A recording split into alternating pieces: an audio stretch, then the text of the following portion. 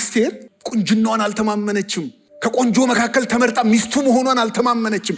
ሚስቱ ስለሆንኩ ይሰማኛል አላለችም። ጸልይልኝ። መርዶክዮስስ ገለጥ አድርጋችሁ 1-2 ምዕራፍ ወደዛ ስትሄዱ የምታገኙት ምንድን ነው? አንተ ለካ መርዶክዮስ ፋይል አለው። ፋይሉ ንጉሥ ጋር ያሰማው እንደሚችል ታውቃላችሁ። ፋይልህን ይዤ እገባለሁ አይደለም ያለችው፣ ጸልይልኝ፣ ጸሎት ይዤ እገባለሁ ነው ያለችው። በፋይሎቻችሁ የምትተማመኑ ካላችሁ ታራና ገበታ እኮ ሊገለብጡ ነበር ብላችሁ የሆነ ሰዓት ላይ ያካበታችሁትን ዶሴ የምትተማመኑ ካላችሁ ዶሴውን ቁጭ አድርጉና ጾም ጸሎት ግቡ።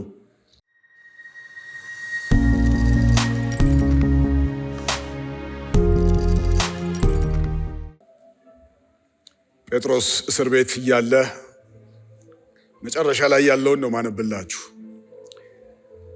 ጴጥሮስም ሲረጋጋ ጌታ መልአኩን ልኮ ከሄሮድስ እጅና አይሁድ ካሰቡብኝ ሁሉ እንዳወጣኝ አሁን ያለ ጥርጥር አወቅኩ አለ። ይህንንም ከተረዳ በኋላ ብዙ ሰዎች ተሰብስበው በአንድነት ወደሚጸልዩበት ማርቆስ ወደ ተባለው ወደ ዮሐንስ እናት ወደ ማርያም ቤት ሄደ። እዚያ ደርሶ የውጭውን በር ባንኳኳ ጊዜ ሮዳ የተባለች አንዲት የቤት ሰራተኛ ማን እንደሆነ ለማጣራት ወደ ቤቱ ሄደች። የጴጥሮስ ድምፅ መሆኑን ባወቀች ጊዜ በጣም ከመደሰቷ የተነሳ በሩን ሳትከፍት ሮጣ በመመለስ ጴጥሮስ በሩ ላይ ቆሞ እንደሚገኝ ተናገረች። አባት ሆይ እናመሰግንሃለን። መልሳችንን በር አንኳኩቶ እንዲመጣ ስለምታደርገው፣ ጸልየን ብቻ ስለማንቀር እኛ እዚህ የጸለይን አንተ መልሳችንን እያፈጠንከው ስለሆነ እናመሰግንሃለን። መልሳችንን ካንተ እንጠብቃለን። ከጸሎታችን ወይ ከስነ ስርዓቶቻችን አንጠብቅም። ካንተ ዘንድ መልስ እንዳለ ግን እናውቃለን። ስለዚህ እንጠብቅሃለን።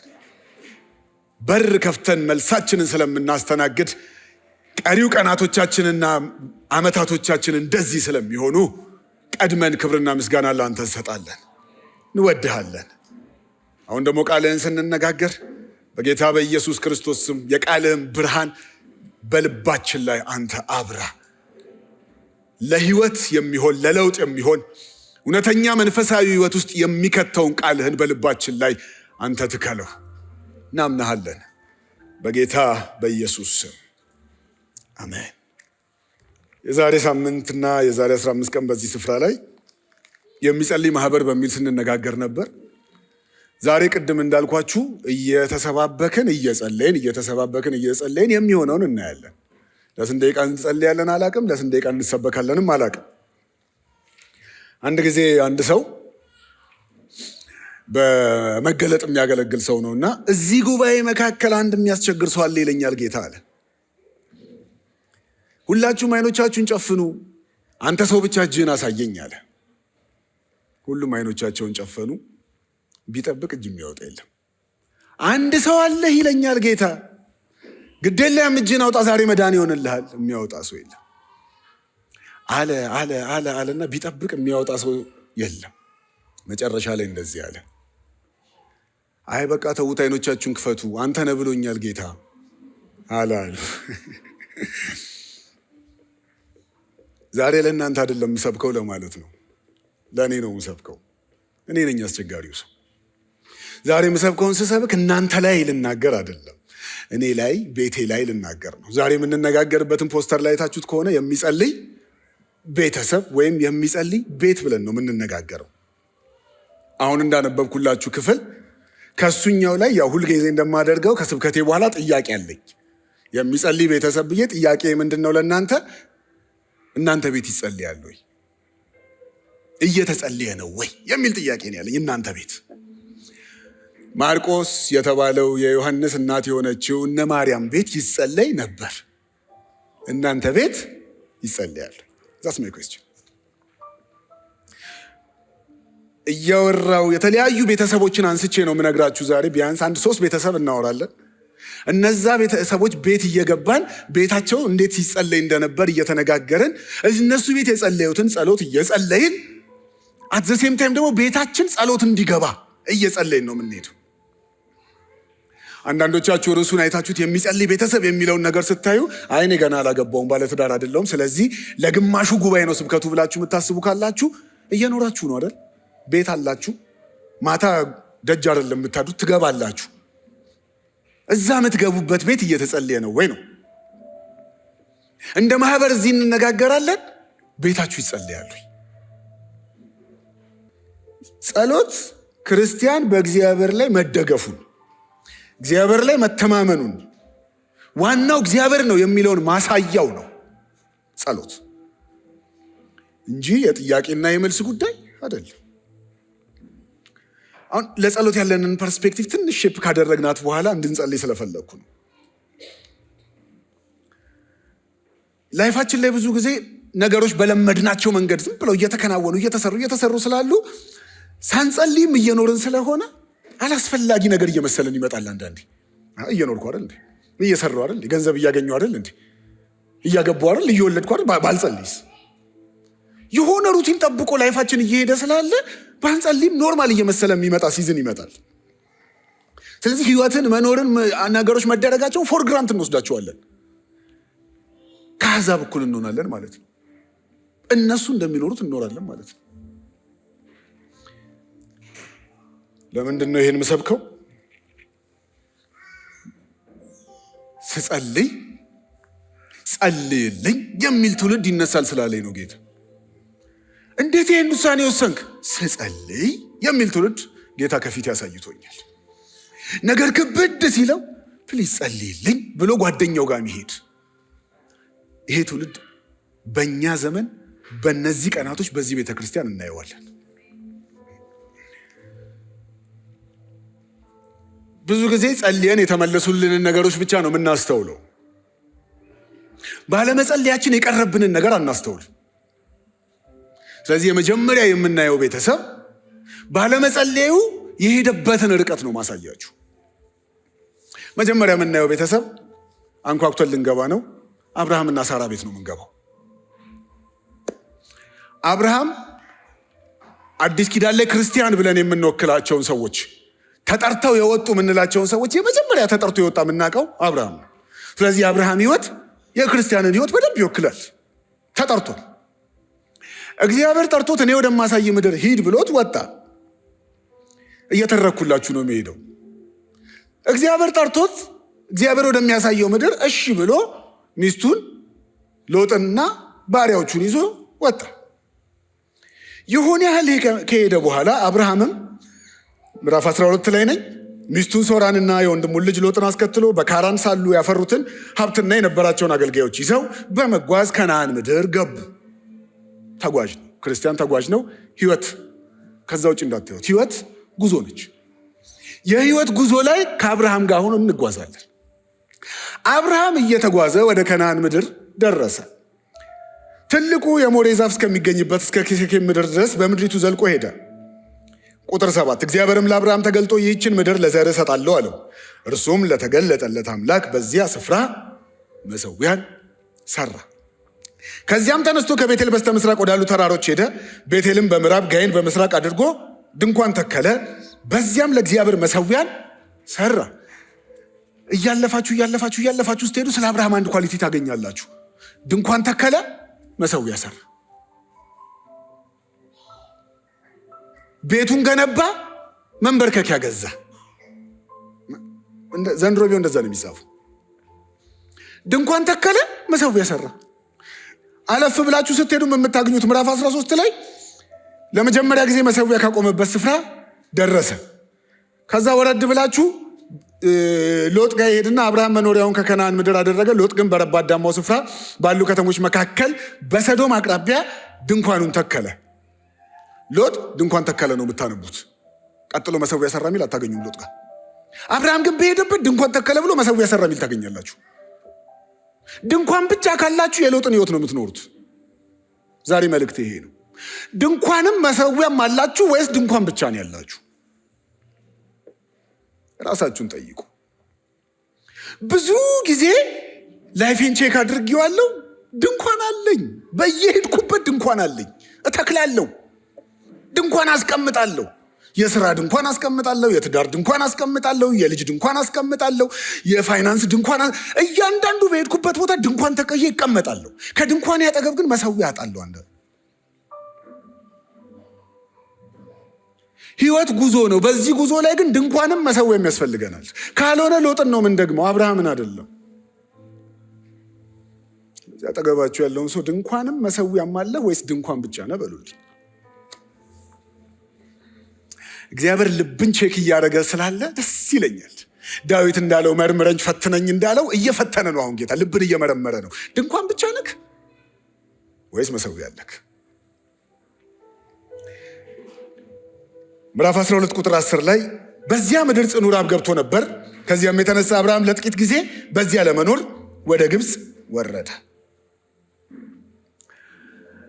ብራዘር አብርሃም ልክ እዚህ ሰዓት ላይ አንድ ነገር ሳተ። እግዚአብሔር ሂድ ወዳለው የሚሄድ ሰውዬ፣ ቁም ባለበት የሚቆመው ሰውዬ ልክ እዚህ ሰዓት ላይ ግን ከጸሎቱ ከምኑ በላይ ችግሩ ጮኸበት፣ ረሃቡ ጮኸበት። ወደ ግብፅ የሚያሰድድ ረሃብ መጣ። ወደ ግብፅ ልሂድ የሚል ጥያቄ አልጠየቅም። እንደዚህ አይነት ላይፍ ውስጥ ገብተን እናውቃለን፣ እርግጠኛ ነኝ። የችግራችን ጩኸት ሳንጸልይ ነገሮችን ወስነን ወዲያው እንድናደርግ ሂድ፣ ግፋ፣ አድርገው፣ በርታ የሚል ችግራችን በራሱ የሆነ መፍትሄ የሚወልድልን የሚመስለን አይነት ጊዜ አለ። አብርሃም እዚህ ጋር እንደዛ የሆነ ይመስለኛል። ረሃቡ ሲጮህበት፣ ዙሪያው ድርቅ ሲሆንበት ብድግ ብሎ ዝም ብሎ ነው ወደ ግብፅ ሄደው። ከፍ ብለን ስናነብ እኮ ይሄንን ስፍራ ነው የምሰጥህ ብሎታል። ይሄን ስፍራ ሰጥሃለሁ ስላለው ለተገለጠለት አምላክ ለእግዚአብሔር መሰዊያ ሰርቶ ድንኳን ተክሎ የተቀመጠ ሰው እኮ ነው። ይሄን ስፍራ ሰጥሃለሁ እያለው ከነበረበት ቦታ ግን የሚነቅል ችግር መጣ። እሰጥሃለሁ የተባለውን ቦታ ትቶ ሊሄድ ነው ወደ ግብፅ። ብዙ ጊዜ የአብርሃምን ችግሮች ወደኋላ አድርገን ስለምናያቸው ነው ዛሬ መለስ አድርጌ ምዕራፍ 12 ላይ የሚመልሳችሁ። የአብርሃም ችግር የጀመረው እዚህ ጋር ነው። መሰዊያውን ትቶ ግብፅ የገባ ሰዓት ስታነቡ ግብፅ ሲገባ ድንኳንም አልሰራም፣ መሰዊያም አልሰራም። እዛ ጋ ነው አብርሃም ሚስ ያደረገው። ለምን ካላችሁኝ ግብፅ ገባ። የግብፅ ንጉሥ ሳራን ተመኛት። ሳራ እህቴ ናት ብሎ ስለነበረ ከዛ በኋላ ግን እግዚአብሔር አስተፋለትና ሸኟቸው አለው። ሊሸኟቸው ሲመጡ መጨረሻ ላይ አንድ ነገር ታገኛላችሁ። ቁጥር 16 በእርሷ ምክንያት ፈርዖን አብርሃምን አክብሮ አስተናገደው። በጎችና ከብቶች፣ ተባዕትን፣ እንስት አህዮች፣ ወንድና ሴቶች አገልጋዮች እንዲሁም ግመሎችን ሰጠው የሚል ታገኛላችሁ። ሲሸኘው የግብፅ ንጉሥ ፈርዖን አብርሃምን ሲሸኘው ከምን ጋር የሸኘው? ብዙ ከብት፣ ብዙ ሀብት እና ብዙ ወንዶችና ሴቶች ባሪያዎች ሰጥቶ ሸኘው። ሲሸኘው አብርሃም እንደ ኖርማል ተቀብሎ ከግብፅ እንደ ኖርማል ተቀብሎ ተመልሶ ሄደ። ደስ የሚለው ምዕራፍ 13 ላይ አብርሃምም ከኔጌብ ተነስቶ እስከ ቤቴል ተጓዘ። ቀድሞ በቤቴልና በጋይ መካከል ድንኳኑን ከተከለበት ለመጀመሪያ ጊዜ መሰዊያ ካቆመበት ስፍራ ደረሰ ይላል። ደስ የሚለው ወደ መሰዊያው ነው የተመለሰው ሰውየው። እዚህ ጋር ያጠፋቸውን ጥፋቶች እንመጣባቸዋለን። ግን የተመለሰው ወዴት ነው? ድንኳን ወደ ተከለበት፣ መሰዊያ ወደ አቆመበት። ሃሌሉያ። ዛሬ አንድ ሰው ይመለሳል። ወደ መሰዊያው ተመለሰ። ወደ መሰዊያው ተመለሰ። ግብፅ ምን ሆኖ ነው ይሄን ያህል እንደዚህ ያልክ የምትነግረን ካላችሁኝ፣ ቀጥሎ ልክ ይሄኛው መሰዊያው ጋር ተመለሰ ከሚቀጥለው ቀጥሎ ያለውን ታሪክ አንብቡት። ከሎጥ ጋር በከብት ይጣላል። ከሎጥ ጋር በሀብት ይጣላል። እነዛ ከብቶችና እነዛ ሀብቶች ከየት መጡ? የግብፅ ንጉሥ አሸክሞ ልኮታል።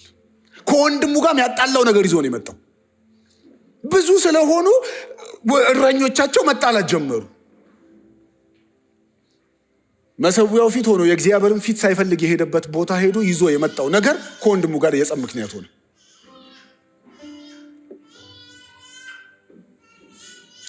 ከከብቶቹና ከግመሎቹ ከእንስሳቶቹ ሌላ ምን ሰጥቶታል ፈርዖን? ወንዶችና ብታምኑም ባታምኑም አጋር ከፈርዖን የተሰጠችው ባሪያ ነበረች። ግብፃዊቱ አጋር ነው የሚላት አንብባችሁ ከሆነ። ከዛ ነው ይዟት የመጣው። መሰዊያን ትተህ ከሄድክበት ቦታ ይዘው የምትመጣው ነገር አለ። ተጠንቀቅ። መሰዊያ አትተው። የትም ሂዱ፣ መሰዊያ አትተው። አጋር በኋላ ላይ ጣጣ ይዛ የመጣችው አብርሃም ገብቶ ተባርክ ያለው ብሎ ይዞት የወጣው ነገር ነው። ለካ ያለ ጸሎት ሄደ የተባረከውን በረከት አሁን ቼክ አድርግ። አጋር ልትሆን ትችላለች። የጌታን ፊት ሳትፈልግ ዝም ብሎ የበዛልህን ሀብት ቼክ አድርግ። ከወንድም ጋር የምትጣላበት ርዕስ እንዳይሆን። በመሰዊያችሁ ፊት ሆናችሁ ግን ተመርታችሁ የሄዳችሁበትን ያኔ እዩት። ተመልሶ ድንኳኑ ጋር መሰዊያው ጋር መጣ። ከዛ ከሎጥ ጋር ተጋጨ። ሎጥ እንዳነበብኩላችሁ ቅድም በሰዶም አቅራቢያ ድንኳኑን ተከለ። መሰዊያ የለም። ቀጥሎ ግን ስለ አብርሃም ሎጥ ከተለየው በኋላ እግዚአብሔር አብርሃምን እንዲህ አለው፣ ካለበት ስፍራ ቀና ብለህ ተመልከት አለው። ይህንን ለአንተ እሰጣለሁ አለው። ከዚያ በኋላ አብርሃም ምዕራፍ 13 ቁጥር 18 ላይ አብርሃምም ድንኳኑን ተከለ፣ ሄዶም ኬብሮን በሚገኙ ትልልቆቹ የመምሬ ዛፎች አጠገብ ተቀመጠ፣ በዚያም ለእግዚአብሔር መሰዊያን ሰራ ቢለው የምታገኙት። ከዛ በኋላ አብርሃም በመሰዊያው አይቀልድም። መጀመሪያ ጥሎት እንደሄደው አያደርገውም። ድንኳን ይተክላል፣ መሰዊያ ይተክላል። ድንኳን ይተክላል፣ መሰዊያ ይተክላል። መሰዊያው ደግሞ ከእግዚአብሔር ጋር የሚነጋገርበት፣ የሚጸልይበት፣ የእግዚአብሔርን ድምፅ የሚሰማበት፣ ዋትስ ኔክስት በህይወቴ ላይ የሚለውን የሚያውቅበት፣ እግዚአብሔር የገባለትን ተስፋ ለምን አልሆነም እያለ ከእግዚአብሔር ጋር ቢከራከርበት፣ ዛትስ ላይፍ።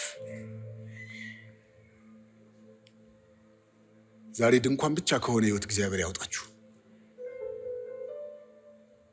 ምናልባት ዝም ብላችሁ ሳታውቁ ግብፅ ምድር ላይ ሄዳችሁ እንዳስቀመጣችሁት አይነት ከሆነ ነቅላችሁ መጀመሪያ ወደ ነበረ ወደ መሰዊያው ተመለሱ።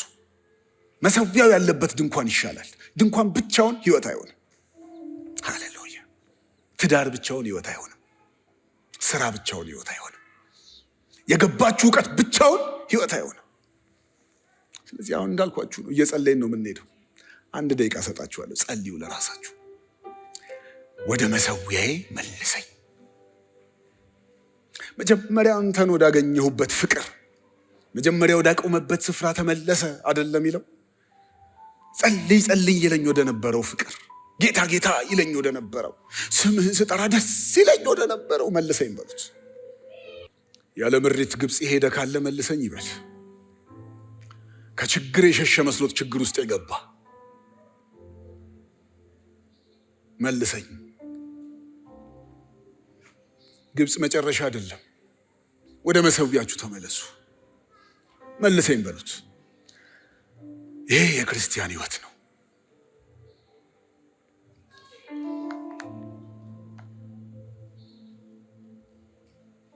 ዛሬ ቀን ሳለ መልሰኝ፣ መልሰኝ፣ አድነኝ፣ ከሄድኩበት ርቀት መልሰኝ፣ ወደ መሰዊያዬ፣ አንተን ወዳየሁበት፣ ልቤ ወደ ተነካበት፣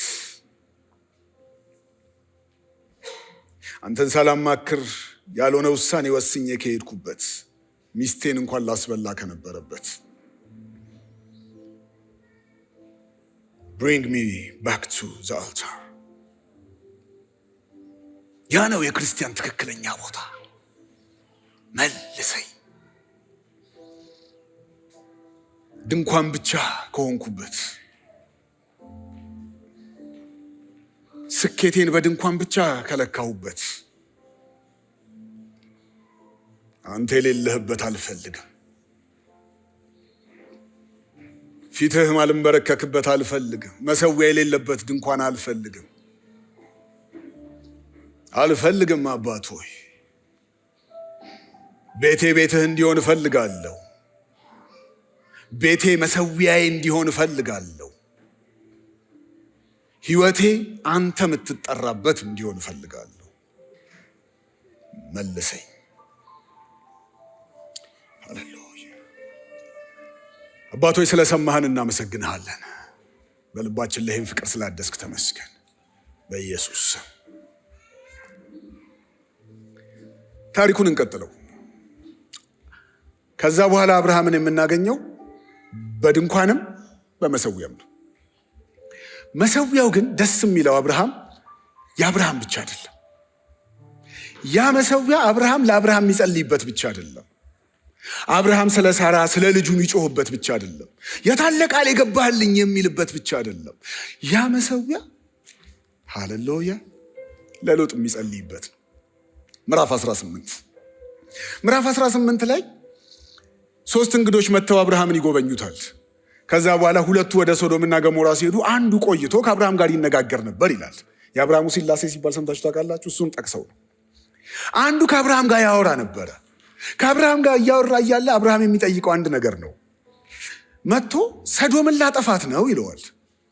ክፋቷ በፊቴ ወጥቷል፣ አመፃቸው በጣም ጨምሯል፣ ስለዚህ ላጠፋት ነው ሲለው አብርሃም የሚመልሰው አንድ ነገር ነው። 50 ሰው ብታገኝ ታጠፋለህ? 50 ባገኝ አላጠፋም። 40 ብታገኝስ? ይመስለኛል አብርሃም ያሰበው ሎጥ የኔን ባህሪ ተጋርቷል፣ ስለዚህ የገባበት ምድር ላይ እንደው ጥቂት ወንጌል ቢሰብክ ወልዶ ተባስቶም ከሆነ ደግሞ አንድ 40 ደርሰው ቢሆን የሆነች ትንሽ የአጥቢያ ብትኖር ያኔስ ታጠፋለህ? አላጠፋም። ሎጥ ምን ሆኖ ነው ይህን ያህል ስራ አልሰራም? እንደው 30 ቢሆን አላጠፋም። እንደው አንዴ ክርክር ጀምሬያለሁ ከአንተ ጋር አትቆጣኝ። ደስ አይልም? አብርሃምና እግዚአብሔር ሲያወሩ ወዳጅ ቢባል አብርሃም ይደንቃል። ስለ አብርሃም እኮ የሚወራው አብርሃም የእግዚአብሔር ወዳጅ ተብሎ በቃ ከወዳጁ ጋር እንደሚያወራ አትታዘበኝ። እንደው አንዴ ጀምሬያለሁ 10 ብታገኝስ? ሎጥ አለ፣ ሚስቱ አለች፣ 1-3 ልጆቹ አሉ፣ 5 ደርሰዋል፣ ሲያገቡ 10 ብታገኝስ? አላጠፋም። የልጆቹን ሚስቶች የልጆቹን ባሎች ሊያገቡ ያሏቸውን ሄዶ እግዚአብሔር ከተማይቱን ሊያጠፋ ነው እንውጣ ሲሏቸው ኧረ በስመ አብ ምናምን ብለውታል። ለካ እግዚአብሔር ያንን የሚያውቅ ነበር። 5-10 እንደማይገኝ። የአብርሃም ድንኳን ግን ለዘመድ የሚጸለይበት ድንኳን ነው። የአብርሃም መሰዊያ ለወንድም ልጅ የሚጸለይበት ድንኳን ነው። ለጓደኛ የሚጸለይበት ነው። ማራቸው፣ አታጥፋቸው፣ ጥቂት ተስፋ፣ በለሲቱን ታገሳት፣ ጥቂት አትቁረጣት እያለ ስለ ወንድሙ የሚጸለይበት ቤት ነው። ቅድም ብያችኋል። እናንተ ቤት ለማን ነው የምትጸልዩት? ለወንድም ልጅ ይጸለያል ለካ። የወንድም ልጅ ለሚኖርበት ከተማ ይጸለያል ለካ። ከእግዚአብሔር የባሰ እኮ ሩህሩህ ሆኖ አይደለም፣ ግን እንደው የእግዚአብሔር ልብ ጥቂት ስለተካፈለ የወንድሜ ልጅ እየጠፋ ዝም አልልም ብሎ ስለ ወንድሙ ልጅ ይማልዳል። የላችሁም? የወንድም ልጅ አለን አይደል? ብዙዎቻችን ወንድም አለን፣ የወንድም ልጅ አለን፣ ከዝን ኔፊው ምን ዘረዝ። ለካ ለነሱ ይጸልያል። ለካ ዝም አይባልም። ቲኔጅ ሆኗል ትናንትና። በቃ የሲስተር ልጅ እኮ ቲኔጅ ሆነ፣ ወይኔ ጉድ፣ በቃ አልተቻለም፣ ባህሪው ተበላሸ ምናምን ብለን ለማውራት ፈጣነን። ጌታ ሆይ የእኔን ልብ በቲኔጅነቴ ይዘህ ያሳደግ፣ የሲስተርን ልጅ በቲኔጅነቱ ይዘህ እጁን ይዘህ ምራው ይባላል ለካ። የአብርሃም ድንኳን ይሄ ነው። የአብርሃም መሰዊያ ይሄ ነው። ለሎጥ ይጸለያል። እምቢ ብሎ ለሄደ ሎጥ እኮ ነው፣ አልፈረደበትም። መርጦ ለምለሚቱን መርጦ አብርሃምን ለከንቱ ነገር ጥሎት እንደሄደ አስቦ ያን ጥሎኝ ሄዱ አይደለ ይኸው መከራው ምናምን ብሎ አልተወው።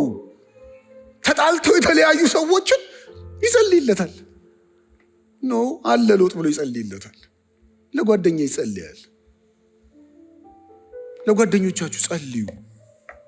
ጓደኛዬ በጥፋት ጎዳና እየሄደ ነው፣ እንዴት አድርጌ ነው የምመልሰው? ልምከረው፣ ላስመክረው፣ ምን ላድርገው ከምትሉ መጀመሪያ በእግዚአብሔር ፊት በርከክ በሉና ጌታ ሆይ ጓደኛዬ በጥፋት መንገድ ላይ ነው፣ ሲጠፋ ማየት አልፈልግም፣ መልሰው።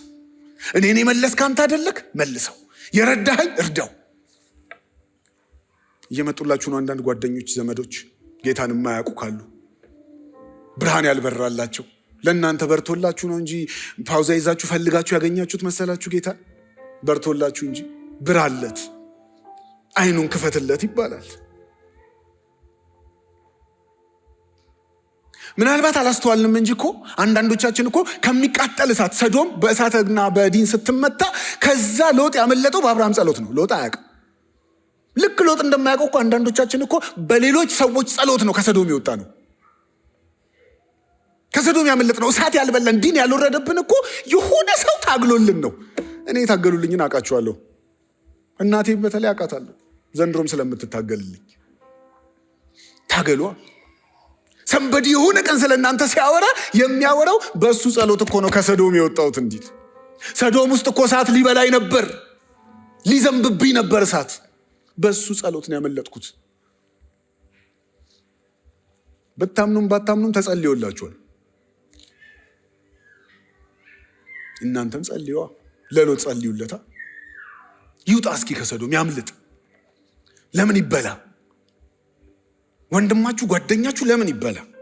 ከዘመናት በኋላ ያሉ የእነ አብርሃም ጎረቤቶች ጋር ደግሞ እንግባ። ከየቤቱ አይደለ ልንማር የመጣ ነው። ስንሄድ የምናገኘው ሌላኛው ቤተሰብ የማኑሄ ቤተሰብ ይባላል። ማኑሄ ማለት የሳምሶን አባት ነው። ሌላ እንዳይመስላችሁ እንዳትርቁ። መሳፍንት ምዕራፍ 13 ላይ ታገኙታላችሁ ታሪኩን። ማኑሄና ሚስቱ ልጅ አልነበራቸውም። ልጅ አልወለዱም። ዝም ብለው እየኖሩ ነው። አንድ ቀን ሚስቲቱ እርሻ ውስጥ እንዳያለች የጌታ መልአክ መጣና ጌታ ጸሎትሽን ሰምቷል፣ ትወልጃለሽ አላት። ትወልጃለሽ፣ እግዚአብሔር ልጅ ይሰጣችኋል፣ ልጁን የምታሳድጉበት ስርዓት ደግሞ ይሄ ነው ብሎ ዘረዘረላት። ወዲያው የጌታ መልአክ ከተገለጠላት በኋላ ሮጣ ሄዳ ማኑሄና እግዚአብሔር ያለኝን ልንገርክ፣ ዛሬ በእርሻ ውስጥ እያለው መልአክ መጥቶ እንዲህ አለኝ። አያስቀናም? ይሄ ቤተሰብ ሮጥ ብላ ባሏ ጋር ሄዳ እግዚአብሔር እንዲህ አለኝ። ወንድ ከሆነ ደግሞ ሮጥ ብሎ ሚስቱ ጋር ሄዶ እግዚአብሔር እንዲህ አለኝ። አያስቀናም? ከዛ ደስ የሚለው ማኑሄ ሚስቱ የነገረችውን ሰምቶ እሰይ እግዚአብሔር ይመስገን ብሎ አልቶ እኔ ቪዥዋላይዝ ማድረገውን ነው። ከሚስቱ ጋር እጅ ለእጅ ተያያዘና ነይ እስኪ እንጸልይ አላት። እንጸልይ። ከዛ ጸሎታቸው ምን ነበር መሰላችሁ? ለሚስቴ የተገለጥከው ሆይ ድጋሚ ናና ምን እንደነገርካት ድገምልን፣ አስረዳን። የልጁ ስርዓት ምንድን ነው አላወቅንም፣ ድጋሚ ተገለጥ አሉት። ሃሌሉያ። ሚስት ብቻ ተገልጦላት እንዳይቀር እኮ ነው። እንደ ፋሚሊ ተገለጥልን። እሷ ብቻ መንፈሳዊ ይሆናል ልቀጥል፣ አብረን እንቀጥል እንጂ መሰዊያው ፊት አብረን እንምጣ እንጂ። ከዛስ ደስ የሚለው ጌታ ደግሞ ታማኝ አይደል? ድጋሚ እርሻ ውስጥ እያለች መጣ ይላል። ሂዱና አንብቡት እናንተ። ልክ እርሻ ውስጥ እያለች ድጋሚ መጣና ስታየው ባለፈው የመጣው ነው። ጠብቀኝ አለችውና ደስ ይለኛል። ሮጣ ወደ ማኑሄ ሄደች ይላል። ቤት ደርሳ ና የጌታ መንፈስ ጋር ልውሰድህ አይነት ነገር ነው። ይዘው መጣች። እየሮጡ ተመልሰው መጡ ይላል። ከዛ ማኑሄ ባለፈው የተገለጥክላት አንተ ነህ አለው። ስቶሪው ደስ አይልም? አዎ ሲለው ድገምልን፣ ምን አይነት ልጅ እናሳድግልህ? ባህል አይደለም ያማከሩት፣ ዙሪያቸውን አይደለም ያማከሩት። እግዚአብሔር ነው ልጅ የሰጠን፣ እግዚአብሔር እንደሚፈልገው ነው ማሳደግ ያለብን። ስለዚህ ንገረን፣ የልጁ ስርዓትና ወግ ምንድን ነው? እንዴት አድርገን እናሳድገው? ከአንተ በሰማነው ቃል ነው ማሳደግ የምንፈልገው። አንተ እንደምትነግረን አድርገን ነው ማሳደግ የምንፈልገው። ስለዚህ የልጁን ስርዓትና ወግ ንገረን። ነገራቸው። ጸጉሩን እንዳትላጩት፣ ናዝራዊ ነው፣ የሞተ ነገር እንዳይነካ፣ የማይበላ ነገር እንዳይበላ አስረዳቸው። ከዛ እዛው ጋር እንዳሉ ቁርባን እናቅርብለት ጠብቀን አሉትና አብረው ወርሺፕ አደረጉ። መሰዊያው ፊት ያለ ቤተሰብ እንደዚህ ነው። ሃሌሉያ። ስለ ልጆቻችሁ ነው ግራ የገባችሁ? አስክ እንዴት ላሳድገው? እኔ ለልጆቼ ይጨንቀኛል። እንዴት ላሳድግልህ? ምን አይነት ልጅ ነው የምትፈልገው? ደስ የሚለው ከእግዚአብሔር እንደሰሙት አድርገው ነው ያሳደጉት። ሳምሶን መጨረሻ ላይ የኃይሉ ምንጭ ሲናገር ምንድን ነው ያለው? ከልጅነቴ ጀምሮ ምላጭ አርፎብኝ አያውቅም። አንድ ቀን ላጭተውት አያውቁም። ምላጭ አርፎበት አያውቅም። ለምን? ከጌታ ሰምተዋል። አሁን እርጉዝ የሆናችሁ ቤተሰቦች በርከክ በሉና ምን አይነት ልጅ ላሳድግልህ በሉት። ጌታ ይነግራችኋል። እንዴት ነው ማሳድገው ብላችሁ የከበዳችሁ ካላችሁ እሱ ይመራችኋል። እግዚአብሔር ይመራል። በዚህ ዘመን በዚህ ዘመን እግዚአብሔር ይመራል። እንደፈለግን አናሳድግም። ከጎግል ባገኘነው አናሳድግም። ሰርች የምናደርገው ሰማይ ነው። ቀና ብለን ነው የምንጠይቀው። ምን አይነት ልጅ ነው የምትፈልገው? ጸጉሩን ልቁረጠው አልቁረጠው? አለባበሱ እንዴት ይሁን? ምን ይብላ ምን አይብላ? ኮንሰልት አድርጉ እስኪ እግዚአብሔርን እንደ ቤተሰብ። አንዳችሁ ብቻ ሰምታችሁ አንዳችሁ ያልሰማችሁበት ሲሆን ደግሞ አንዳንዴ ምን ይሆናል? የግጭት ርዕስ ይሆናል። ስለዚህ እንደዚህ ያለች ድጋሚ እንጸልያ ይምጣና ለሁለታችን የሚንገረን ዋት ፋሚሊ እኛ ቤት እኮ ልጅ የለም ምትሉ ካላችሁ በጌታ በኢየሱስ ክርስቶስ ስም እግዚአብሔር ልጅ ይስጣችሁ፣ ማዕፀናሽን ይክፈት። የጨነቃችሁ ካላችሁ እግዚአብሔር በልጅ ይባርካችሁ። ከዛ ግን ለእግዚአብሔር ክብር አሳድጉት።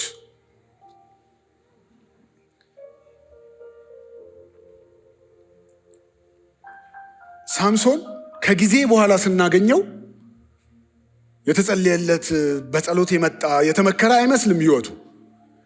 ያ ግን የማኑሄን እንትን አያሳይም። እነ ማኑሄ ትክክለኛውን መንገድ እያሳዩ አሳድገውታል። ጸጉሩን ሳይላጩ የማይነካ ነገር እያስተማሩ የሚነካውን እያስተማሩ አትዘይንድ እንደውም ወደ ተምና ሄዶ እችን ሴት አየዋት ወደድኳት ላግባት ሲል መጥቶ ኖ ከእስራኤል መካከል ቆንጆ ጠፍቶ እስከ ማለት ድረስ እያንዳንዷ መንገዱ ላይ ቆመዋል። አንዳንዶች ካላችሁ ምናልባት አሳድጌ እኮ አፈነገጠብኝ ቲኔጅ ሲሆን እኮ የምትሉ ካላችሁ እናንተ በእግዚአብሔር መንገድ ማሳደጋችሁን ብቻ እርግጠኛ ሆኑ። እንዳትወቀሱ። የሚወቅስ ሰይጣን ስላለ ጸጋ እኮ ነው የተሳሳትሽው፣ ጸጋ እኮ ነው የተሳሳትከው ሚል ስላለ ጸጉሩን ሳትላጩ እየመከራችሁ ማሳደጋችሁን ብቻ እርግጠኛ ሆኑ። ጌታ ያላችሁን ማድረጋችሁን ብቻ እርግጠኛ ሆኑ። በጌታ ፊት በርከክ ብላችሁ ስለ ልጁ የሰማችሁትን መናገራችሁን እርግጠኛ ሁኑ። ሶስተኛው ቤተሰብ ጋር ስመጣ ስለምነግራችሁ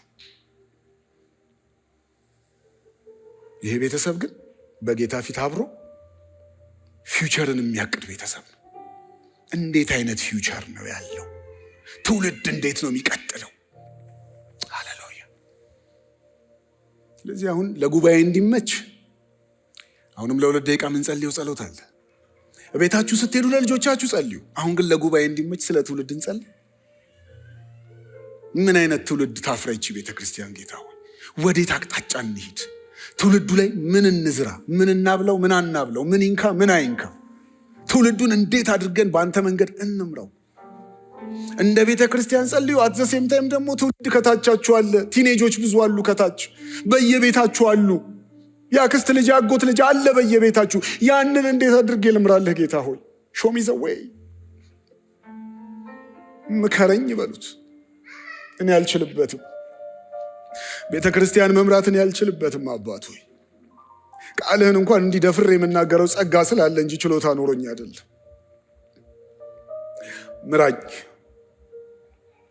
አሳየኝ። ከጎግል ከቲክቶክ ከሶሻል ሚዲያ በቃረምኩት ልጄን እንዳላሳድግ 7 የዲሲፕሊን ሜቶዶች እያልኩኝ ያንን ልተገብር ስታገል እንዳልገኝ ተግሳጽን ከቃልህ ካውጥቼ እንድገስጽ ምሳሌዎቼ ከቃልህ እንዲሆኑ አመራሬ በቃልህ ላይ የቆመ እንዲሆን በምድሬ ላይ ትውልድ አስነሳ ስል ቃልህ ውስጥ ያለውን አይነት ትውልድ እንጂ እግዚአብሔር ሆይ አሁን ምድር ላይ እንደምናየው እንደተበተነው ያሻውን እንደሚኖረው አይነት እንዳይሆን በመሳፍንት ዘመን እንደዚህ አይነት ልጅ እንዳሳድግ ያመንከኝ አንተ እርዳኝ፣ አንተ አግዘኝ። አይኖቼን ከፍተህ አሳየኝ። መንቀል ያለብኝን እንድነቅል፣ መትከል ያለብኝን እንድተክል፣ መገሰጽ ያለብኝን ሳባብል እንዳልገኝ፣ ማባበል ያለብኝን ደግሞ ተቆጥቼ ሰብሬው እንዳልገኝ፣ ማቀፍ ያለብኝንና መቅጣት ያለብኝን ቦታ ለይቼ እንዳቅ ምራኝ። እዚህ ቤት የሚወለዱ ልጆችን ለፈቃድ ካስገዝተን እንድናሳድጋቸው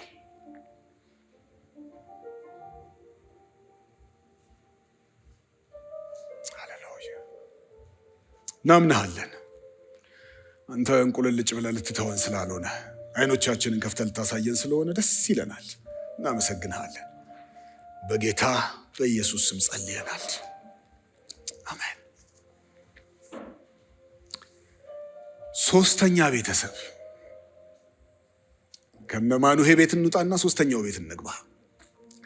እነማኑሄ ቤት የሚጸልይ ፋሚሊ፣ ከዛ ግን ልጁ ከሆነ እድሜ በኋላ ፌል ሲያደርግ አይተነዋል።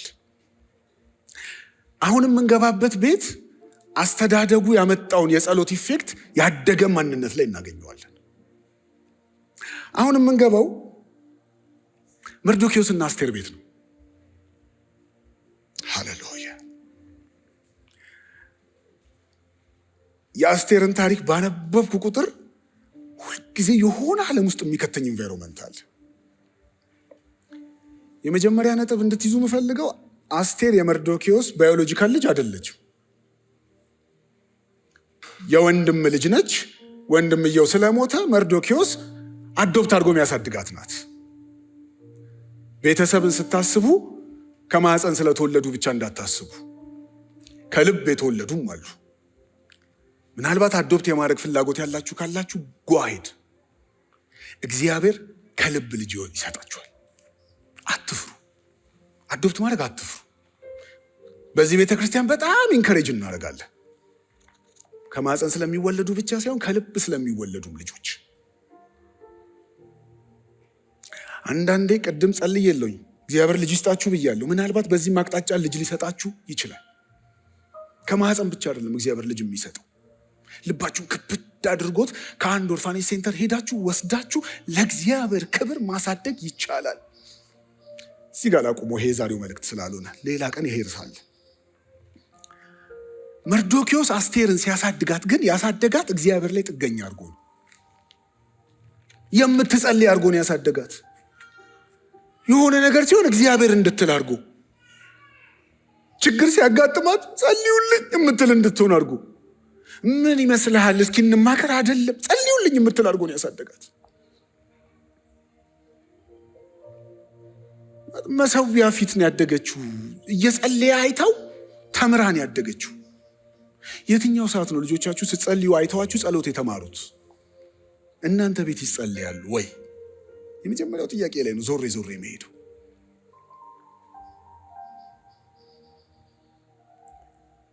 አስቴርን ብታዩት ከባድ ውሳኔ ከፊቷ ሲመጣባት እንደ ነገሩ ክብደት እሷም ታከብደዋለች። ጾም ጸሎት ያዙልኝ ትላለች። ከባድ ነገር የሌለባችሁ ካላችሁ ዛሬ በጌታ ፍቅር ጠይቃችኋለሁ። እኔ ከባድ ነገር አለብኝ፣ ጾም ጸሎት ያዙልኝ፣ ለእኔ ያዙልኝ። ጌታ ሆይ የጾም ጸሎት ርዕስ ያሰጠውን ጉዳይ እለት ብላችሁ ለእኔ ጸልዩልኝ። ልክ ነገሩ ሲከብድ እስካሁን ጸሎት ነበር ስንል የነበረው አይደል? ጾም ጸሎት የሚባል ደግሞ መጣ። እንደ ቤተሰብ ይጾማል። እንደ ቤተሰብ ጾም ጸሎት አለ። ጾም ጸሎት አስቴርን ያሳደገበትን አስተዳደግ የምታውቁት ምዕራፍ 4 ቁጥር 14 ላይ መርዶኪዎስ አስቴር ጋር ይመጣና ንጉሥ ቤት ስለሆንሽ የምታመልጭ መስሎሽ ነው? አንቺ እኮ እምቢ ብትይ እግዚአብሔር መዳንን ትድግናን ከሌላ ስፍራ ያዘጋጃል። ዋቲፍ እግዚአብሔር ለዚህ ጊዜ ቢሆን እዛ ቦታ ያስቀመጠሽ? የህይወቷን ዴስቲኒ ይነግራታል። እንደዚህ አይነት አባት፣ እንደዚህ አይነት ልጁ ላይ እግዚአብሔር የፈለገበትን ዓላማ የሚናገር ልክ ይህንን ሲላት አስቴር ይመስለኛል የሆነ ንቀት የሚያደርግ ጴጥሮስን ወገቡን ብሎ ያነቀው መልአክ አለ አይደል? ልክ እንደዚህ አይነት ወገቧን ያላት ነገር ያለ ይመስለኛል። እሺ ተስማምቻለሁ፣ ለዚህ ጊዜ ነው እግዚአብሔር ቤተ መንግስት ያስቀመጠኝ። ግን አንድ ነገር ለምንሃለሁ፣ አንተ በዙሪያ ያሉትን ሰብስብና ጾም ጸሎት ያዝልኝ፣ እኔም እዚህ ከደንገጡሮቼ ጋር ጾም ጸሎት ይይዛለሁ። መርዶኪዎስም ሄደ፣ አስቴር እንዳለችው አደረገ። እሷም ለ3 ቀን ጾም ጸሎት ገባች። እጸልያለሁ፣ እጾማለሁ፣ እገባለሁ አለች። ዛሬ አንደበታችን ላይ ይሄ ቃል ይመለስ። ጸልይልኝ የሚል ከባድ ነገር አጋጥሞኛል፣ ጸልይልኝ፣ ጾምልኝ የሚል ጾምልኝ፣ እስኪ ጾምልኝ፣ ለእኔ ጾምልኝ፣ ጸልይልኝ። ከዛ ደግሞ እኔም እጸልያለሁ የሚል የጾም ጸሎት አዋጅ አውጆ የሚጠፋ አይደለም። እኔም እጸልያለሁ፣ ከዛ ደግሞ እግዚአብሔር ያለንን እናደርጋለን የሚል ሃሌሉያ። አስቴርና መርዶኪዎስን ካያችኋቸው አስቴር ለዚህ ቀን ቢሆንስ እዛ ያስገባሽ ሲላት ልቧ ላይ ሊመጣ የሚችል ነገር ነበር። እውነት ነው እኮ አንተ ቆንጆ እኮ ነኝ፣ ከቆነጃጀትኩ ተመርጬ ነው የገባሁት። ስለዚህ ካትወኬን እየሄድኩኝ ፊቱ ገባለሁ፣ ይወደኛል፣ ባሌ ነው፣ ይሰማኛል፣ ጠይቋለሁ። መብቱ አይደለም አላለችም። ቁንጅናዋን አልተማመነችም።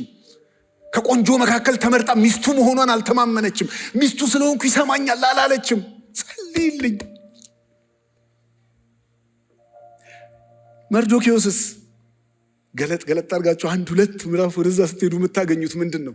አንተ ለካ መርዶኪዎስ ፋይል አለው። ፋይሉ ንጉሥ ጋር ያሰማው እንደሚችል ታውቃላችሁ። ፋይልህን ይዤ እገባለሁ አይደለም ያለችው፣ ጸልይልኝ፣ ጸሎት ይዤ እገባለሁ ነው ያለችው።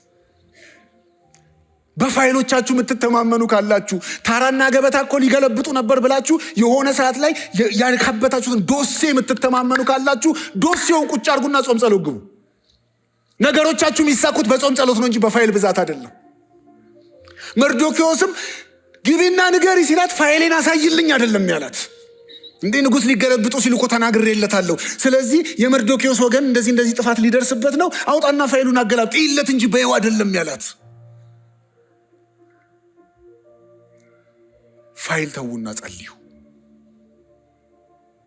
ፋይሉ ካለ ይቀመጥ። እግዚአብሔር በጊዜው ያንን ፋይል እንዲታይ ያደርጋል። ጸልዩ፣ ጾም ጸሎት ግቡ።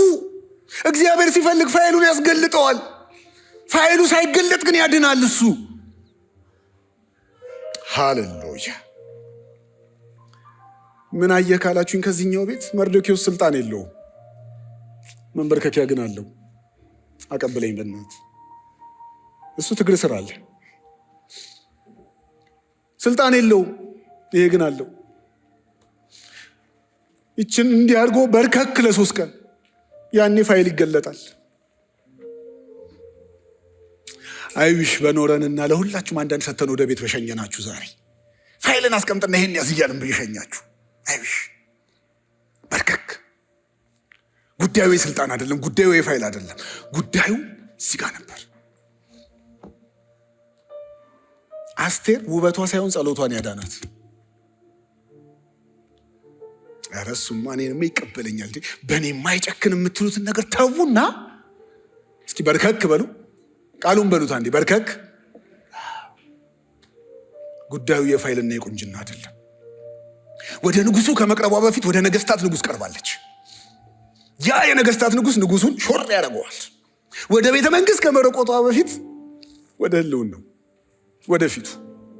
ጉዳይን እዚህ ጨርስና ደስ የሚለው እኮ እምነታቸው በቃ ንጉሱን አናግሬዋለሁ ሂጂ ግቢ ምናምን አልሰማችም። ጾም ጸሎት ስጨርስ ብድግ ብላ ባይገባኝ እንኳን እንደ ህጉ ብላ ገባች። ብራዘር ጸሎት እምነትን ይወልዳል። ብድግ ብላ ገባች። ቅድም አብርሃም በጸሎቱ አንድ ቤተሰብ ሲያድን ያየ ነው፣ አንድ ሎጥ ሲያድን ያየ ነው። አስቴርስ ህዝቤ መመሻቴ ብላ ትውልድ ነው ያዳነችው፣ ህዝብ ነው ያዳነችው። ጉዳዩን አቅርባ ሙሉ አይሁድ እንዲድን ያደረገችው። ስለዚህ በጾም ጸሎት ህዝብ የሚድንበትን ኢንቫይሮንመንት ቤታችሁ ውስጥ ክሬት አድርጉ። ቤታችሁ የጸሎት ቤት ይሁን። ሐዋርያት ሥራ ምዕራፍ 12 ቁጥር 12 እነ ማርቆስ እናት ቤት ስለ ጴጥሮስ ይጸለይ ነበር። እናንተ ቤት ለማን እየጸለያችሁ ነው? ይህ 3ኛው ቤት ለትውልድ የተረፈ ቤት ነው። እናንተ ቤት ለማን ነው የምትጸልዩት? ከዛሬ ጀምሮ ለእኛ ቤት ጸልዩ፣ ለጓደኛችሁ ጸልዩ፣ ለወንድማችሁ፣ ለአጎታችሁ ጸልዩ፣ ለምድራችሁ ጸልዩ። መጀመሪያ ላይ ያነበብኩላችሁ 1ኛ ጢሞቴዎስ ምዕራፍ 2 ላይ ይህ በእግዚአብሔር ፊት ደስ የሚያሰኝ ነውና ሰው ሁሉ እንዲድን የሚወድ እግዚአብሔር ነውና ይላል። ለካ ጸሎቱ ከደህንነት ጋር ከእግዚአብሔር ደስታ ጋር ይገናኛል። በእግዚአብሔር ዘንድ ለካ ደስ የሚያሰኝ ነገር ነው። ስለ ነገስታት፣ ስለ መሪዎች፣ ስለ ሀገር፣ ስለ ትውልድ መጸለይ ለካ የእግዚአብሔር ልብ ላይ ያለ ጉዳይ ነው። ታዲያ ምንድን ነው ካላችሁኝ፣ አሁንም እንጸልያለን። ምን ብለን እንጸልያለን? መዝሙረ ዳዊት ምዕራፍ 2 ቁጥር 8 ለምነኝ አሕዛብን ለርስት የምድርን ዳርቻ ለግዛት እሰጣለሁ ይላል። ግን ለምነኝ። ለመለመን ዝግጁ ናችሁ? አሁን ስለ ትውልድ እንጸልይ። ቅድም ጸልየናል፣ ግን አሁንም እንጸልይ። ቆይቼ እግዚአብሔር እንደጅ ጠናሁት እርሱም ዘንበል አለልኝ ስለሚል የጸሎት ሰዓት ነው። እንጸልይ።